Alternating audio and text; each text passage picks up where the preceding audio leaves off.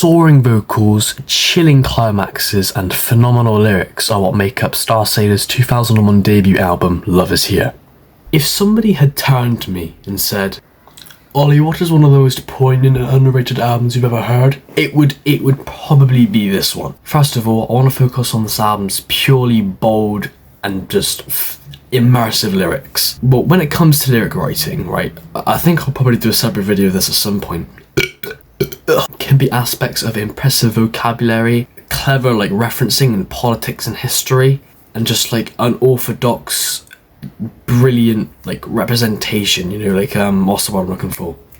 Execution, that's it. And this album focuses more or less on the execution aspect of it. This album's overall theme is more or less about concepts of like unrequited love, failed relationships, things like that, but none of the songs sound like too same old of them. None of the songs sound particularly cliche. Again, not all of them are.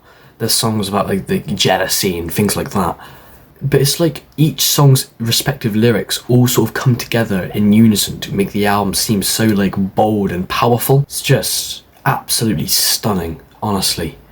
And James Walsh's phenomenal, just unusual but beautiful singing are really what add to this aspect. His voice has definitely matured over the years and has changed in between Starsailor's albums, but on this album he's got such an abrasive, emotional sort of like raspy tone. Some people could call it whiny, and I see why that makes sense. He's got quite like a higher pitched sort of oh, you know, type thing. I can't do it very well, but I think it's beautiful. I think it's absolutely amazing. And when he does his own backing vocals, I think he does the backing vocals as well. Well, fun fact, I'm only saying this for fun trivia reasons, but on the last song, Coming Down, in the second and last chorus, there's humming performed by the rest of the band members, which was also hidden as a bonus track. They were drunk one night and they decided to hum in the mic, and it sounds really, really good. I honestly think other band members should have done more backing vocals, but I always do, so yeah. But that's all I know. But I'm pretty sure it's all James. Fun little fact. I'll leave you alone now. Bye. Like that, sometimes like an octave lower. For example, if you take Poor Misguided Fool, for example, when he sings lower, you're just a poor misguided fool. It just sounds amazing. He's got such a versatile yet like distinctive voice. And this album's production is amazing. Not only is it incredibly crisp and is full of one of my absolute favourite things that's kind of clowned on in the music listening scheme, analog warmth. This album's got a lovely analog warmth. It's a really crisp sounding fresh album. It's got lots of depth to it, it's got lots of layers, but it doesn't sound too overproduced, you know. It's just so everything's balanced and equal. Barry Westhead's like innovative and fluid piano and keyboard playing adds so much to this album's soundscape. The piano elements of the album really add so much more like warmth and depth to the mix.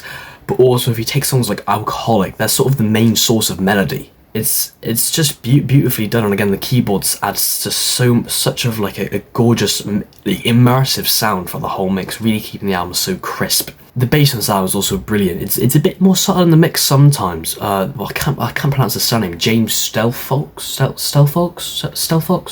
probably Stelfox or something. His bass lines are amazing, really good, having a really nice sort of bouncy rhythm. And the drummer Ben Bryant, his drums are amazing. The only thing I'd say that slightly gets on me is I just wish the drums were a little bit punchier, but that's nothing to do with his playing himself. That's the only production aspect I'm like.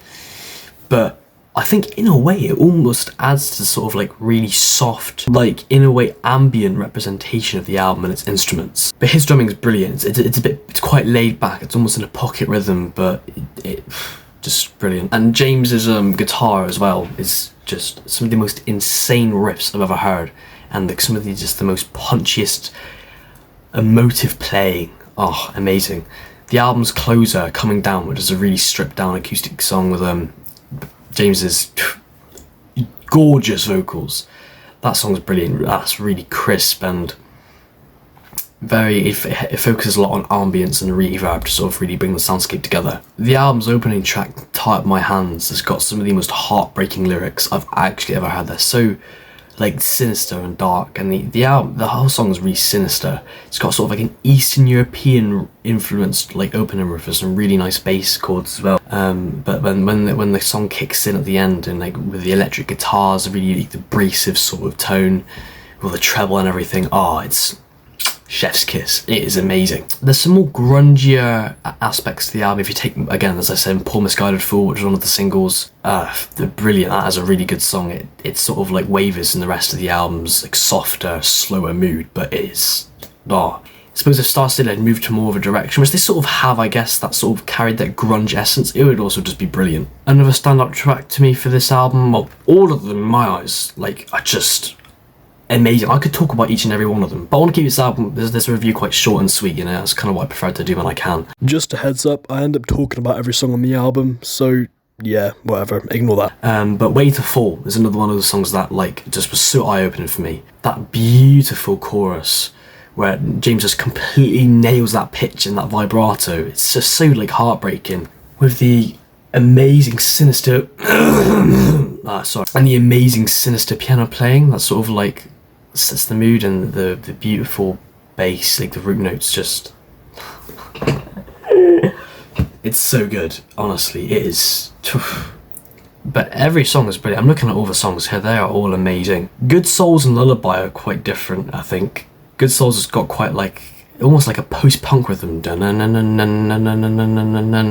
song's like easily the least melancholy in the whole album. It's Poor Misguided Fool is quite a sinister, like sort of grungier sounding song, but Good Souls, it's quite indie. It's good. It's just different. And Lullaby also has the same sort of essence in the way of the coda works, if I'm making sense. But it's the lyrics and everything are a lot darker and all that. But yeah, Fever is absolutely beautiful. It's got lovely production elements to it. The title track has got an amazing chorus and really, again, more cool like synthia production elements. She Just Wept, absolutely heartbreaking. So just soft and just tender. Brilliant. Talk Her Down.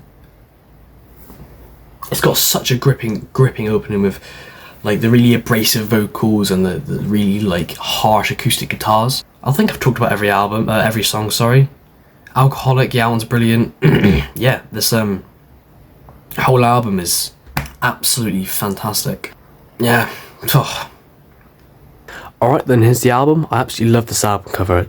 It's quite sardonic to think about it, but Love Is Here with a train track. Yeah, I don't know about that one, mate. There's the tracks back there.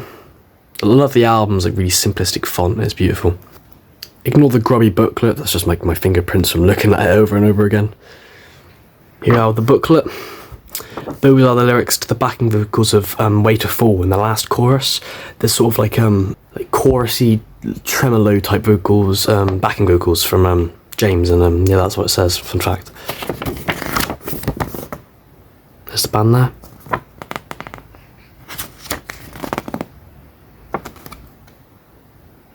And yeah, there's the standard CD. So guys, thank you for watching my rather enthusiastic review of Starsailor's debut album, Love Is Here. I do love the album, it's absolutely phenomenal. I've been listening to the album like on repeat this past week. I've always loved it, but I've been listening to it substantially more now.